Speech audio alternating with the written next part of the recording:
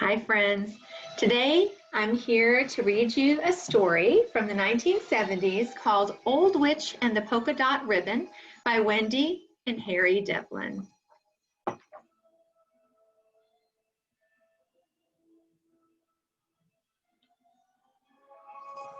right. Howling winds sent branches scraping against the windows and shutters of the old jug and muffin tea room. Rain splashed and sudden lightning made wild shadows on the flapping shingles. It was a terrible morning. What a beautiful morning, said Old Witch, who watched the storm from her quilt-covered bed.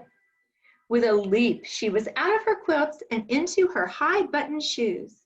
A quick look in the mirror told her that her hair was a fright, so she grabbed her pointed old hat and jammed it down on her head. She made a face in the mirror and slid down the banister to the kitchen.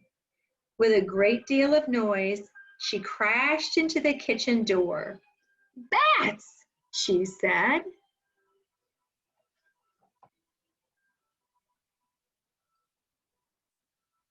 In the kitchen, very busy with stirring and pouring, were Nicky and his mother, who owned the tea room. Old Witch had lived in the attic ever since that day they had awakened her from a long sleep in the chimney. When she felt like it, Old Witch helped with the cooking. "What's cooking?" said Old Witch, glaring at all the activity. Nicky's mother carefully explained about the contest. Old Witch needed a new bandstand, and the townspeople agreed that a carnival with a cake baking contest would be a fine way to raise money. "A new bandstand," Old Witch screeched. "What's wrong with the old one? It's got everything. Spiders and mice and cobwebs and bats."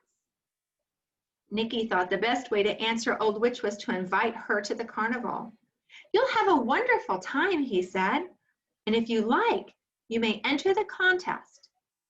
But Mrs. Butterbean always wins the first prize at every cake contest."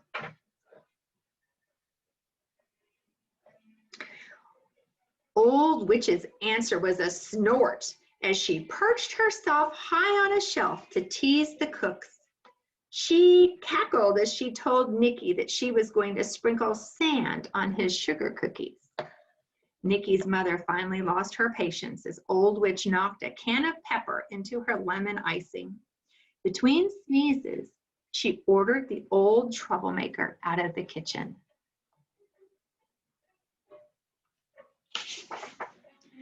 "A wart pox on both of you, on carnivals, on bandstands, and on lemon cakes."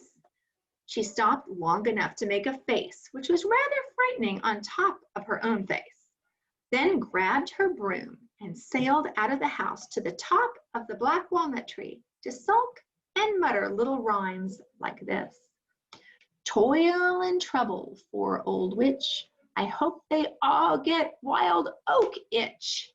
She banged a black walnut with her fist. Her eyes suddenly lit up. A big green moon, a toad's blue eyes. "I'll make a cake and win first prize." Old Witch stayed up in the tree until Nicky and his mother left for the carnival. Back in the kitchen, she tied on a great flowered apron. Pans rattled and flour flew. A trip to the cellar brought long-forgotten spices to mingle with pumpkin and sugar. In no time, the cake was frosted, covered with a checkered napkin, and packed in a basket. Basket, broom, and Old Witch were soon on the way to Old Witch.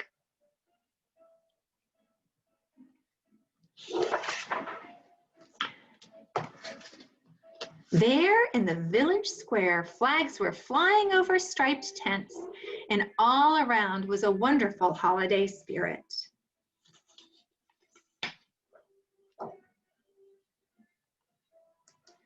Old Witch made her way through the crowds to the main tent. Sometimes her nose barely reached the tabletops, and once she almost had it caught in the cider press at the apple exhibit. Now at last, Old Witch entered her cake in the contest and stopped to look about. Would judges dare to choose someone else's cake? She hopped up on the display table to get a better look. Her hat accidentally fell into a large white whipped cream cake, but she smoothed it over nicely with her broom. She tasted the strawberry cake, now the banana. Finally, she dipped into a chocolate square. Tasty, she squawked. Very tasty. She scurried out to a table by the entrance. She peeked out from under the tablecloth and saw the elegant Mrs. Butterbean coming down the path, while her chauffeur carried a tall coconut cake. Mrs. Butterbean carried her nose high in the air. Hush now, she whispered loudly. No one must know that a famous baker makes these for me. By hook or by crook, the Butterbeans always win. Old Witch became very angry when she heard this. Bats, crickets, and snakes' knees.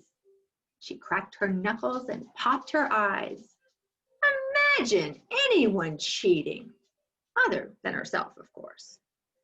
Mrs. Butterbean put the cake on the table just above Old Witch's head and turned to say goodbye.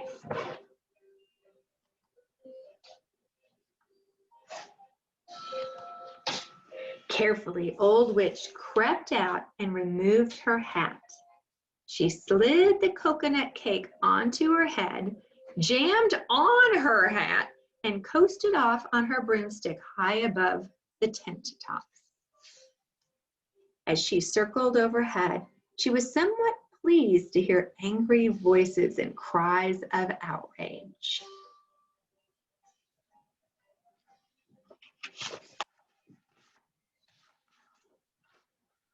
The sun sank like a pink ball in a lavender sky, and Mrs. Butterbean still searched wildly behind bushes, under tents, and among small boys.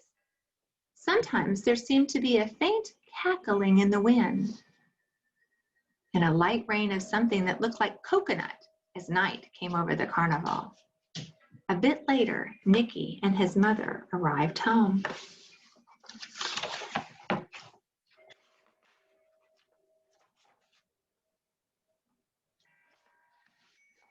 Old Witch sat rocking by the fireplace.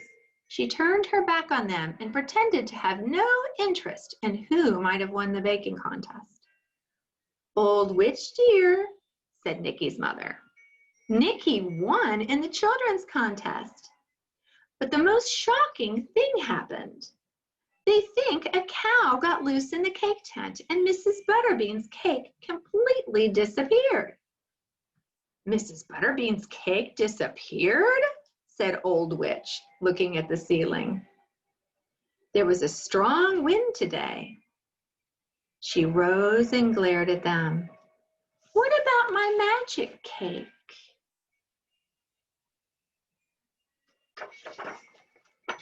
You won a ribbon for the most original, Nicky's mother laughed.